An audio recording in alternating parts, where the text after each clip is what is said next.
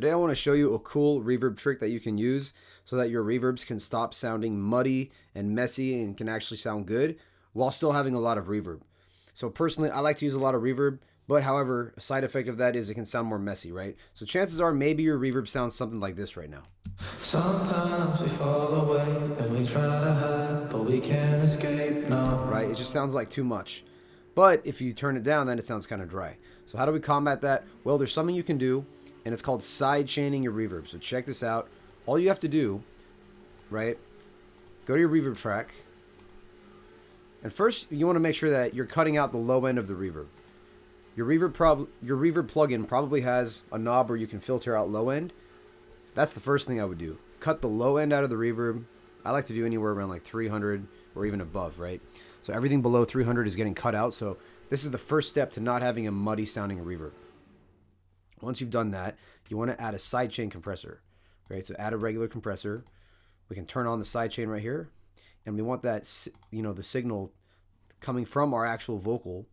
So the vocal is basically going to trigger this sidechain to compress the reverb signal, right? Pull down the threshold a decent amount like this. I've turned on auto release in this case, so the release time is automatic. Now check this out.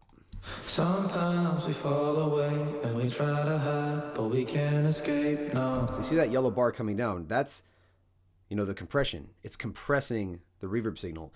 And when the vocal stops, the reverb tail comes back up. So this way, the tail of the reverb is not clashing with the voice, and you can still have a lot of reverb, but it's not clashing. If I turn this off, listen to how messy it is. Sometimes we fall away and we try to hide. Now we turn it on. Sometimes we fall away and we try to hide, but we can't escape now. Sometimes we come alive. So it's a lot cleaner, and we can still have the same amount of reverb. So that's why this is such an important thing to use if you want to have cleaner sounding reverbs. Now in the context of the song, let's check it out.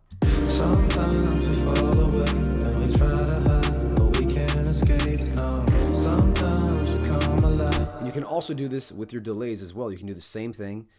You can even crank up the delay on your send, right? And we can just put any delay plug in here, and we have the same sidechain setting as well. So this works on pretty much any effect you want to do to the voice. But this is really going to help you get that ambient sound without getting too messy. So check this out. We'll do it with some delay, 100% wet. Sometimes we fall away and we try to hide, but we can't escape now. Sometimes we come alive in the times of pain, and my dreams are made up.